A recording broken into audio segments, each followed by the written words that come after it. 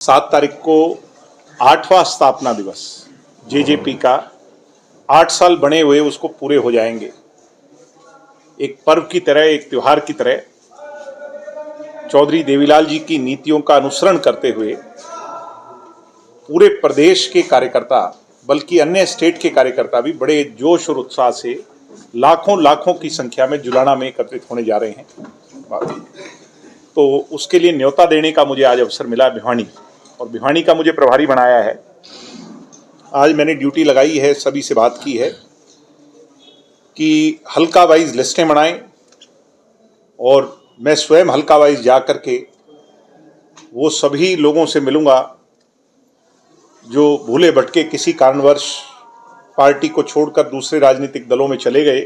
उनको सबको वापस लेकर के आएंगे, निमंत्रण देंगे, रैली में आने का न्योता देंगे। नए लोगों को जो हमारी विचारधारा से भविष्य में हमारे साथ जुड़ सकते हैं उनसे भी संपर्क करें, और मैं भी संपर्क करूंगा। रैली एक ऐसा अवसर होता है जिसपे जो है ना, त्योहार हो घर में तो गिले शिकवे भुलाने का एक अवसर होता है।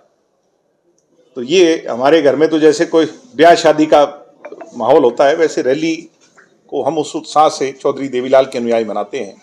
और मुझे उम्मीद है, मैं ये तो नहीं कहता कि जींद वालों जो लोकल वहाँ के हैं उससे ज़्यादा तो नहीं कहता मैं, मगर हरियाणा में जींद के बाद अगर भीड़ ज़्यादा कहीं की होगी तो मुझे उम्मीद है कि भिवानी जिले की होगी। और सब ने मुझे ये विश्वास दिलाया है। अब उस पर काम करने की आवश्यकता है। 7 तारीख को भिवानी की मीडिया एनालिसिस करेगी, तोल तराजू करेगी कि कितने एक लोग गए। तो मुझे लगता है कि प्रभारी के तौर पे आप जरूर शाबाशी देंगे कि हमने मिलजुल करके अच्छा काम किया। हरियाणा सरकार का 1 साल पूरा हो चुका है, सरकार तो है ही नहीं। सरकार का तो हाल ये है कि सरकार के मंत्री सड़क पर हाथ दे रहे हैं, कोई गाड़ी वाला ही नहीं रोकता है। सरकार तो बची ही नहीं। कल 3-3 मर्डर रोहतक में हो गए। हर रोज लोगों की जान लूटी जा रही है, महिलाओं के साथ बलात्कार हो रहे हैं, रेप हो रहे हैं, एक्सटॉर्शन मांगी जा रही है, व्यापारियों को लूटा जा रहा है। टोटल कोलैप्स है, फेलियर है। आपके यहाँ पर बोर्ड का वो कितना बड़ा स्कैम सामने आ गया, सब लोग उसकी चर्चा कर रहे हैं, एचटेट के पेपर की। सरकार तो बची नहीं, टोटल अफसरशाही है। चंडीगढ़ के 2 अधिकारी और हरियाणा का पूर्व मुख्यमंत्री मिलकर के कैसे हरियाणा को कंट्रोल किए हुए।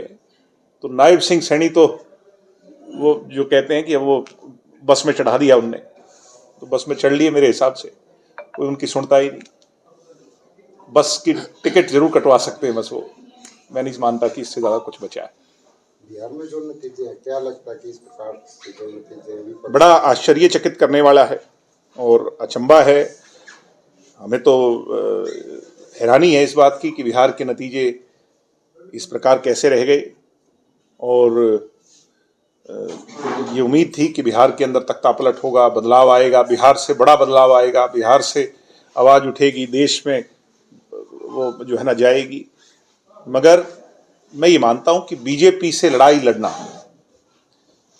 उसके लिए किसान, कमेरे, गरीब, मजदूर को अभी बहुत संगठित होना होगा। ये बहुत गहरे लोग हैं। ये लोग प्रॉक्सी वॉर करते हैं, चेहरा दिखाते कुछ और है, पीछे कभी SIR के नाम पर, कभी वोटों के हेरफेर में, कभी धर्म के नाम पर, कभी जाति के नाम पर, कभी किसी और पर लोगों को बहला फुसला करके जो है ना वो कर देते हैं।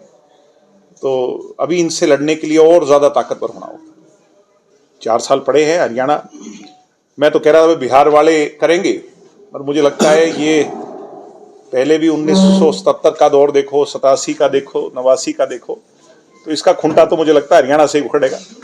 तो उसके लिए भाई अब हमने कमर कस ली। पहले भी हमने ही इनको, आप ये देखो ना कि लोगों ने हमें ताकत दी, तभी ये माइनस में गए थे। आज तक का इतिहास। तो ये अब ये हमें ताकत नहीं दी, इस बार लोगों ने ये समझा कि भी इनके साथ थे, तो ये फिर सत्ता में आ गए।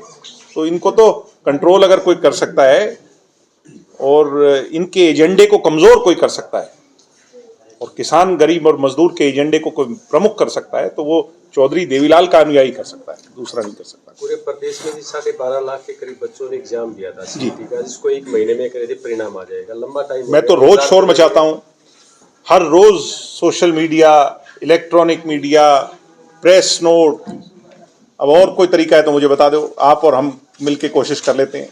हर रोज मुख्यमंत्री जी को बोल रहा हूं, सरकार को कह रहा हूं, बोर्ड को कह रहा हूं कि वो लाखों आवेदक जिन्होंने ये दी थी परीक्षा, वो इंतजार कर रहे हैं। कब तक इंतजार करेंगे? इस बेरोजगारी की खाई को हम कैसे भरेंगे? ये जो इतना बड़ा गड्ढा है, इसको कैसे भर पाएंगे?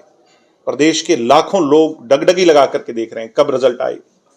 जो लोग रिजल्ट नहीं निकाल सकते, वो भविष्य क्या सुधारेंगे? दिल्ली जी बात करें, हरियाणा में भी आप कह रहे हैं कि SIR शुरू होगा, लागू होगा। नहीं, हरियाणा को तो छोड़ दिया ना इनने। कोई आपके पास नई चर्चा है उसके अलावा? हरियाणा को तो इनने उस स्टेट में लिया ही नहीं। और हरियाणा को अगर ये SIR करना था तो सबसे पहले यहां करना चाहिए था। उसका रीजन है कि हमारे यहां पर जो लोग बाशिंदे हैं बाहर के, उसकी संख्या बहुत बड़ी है।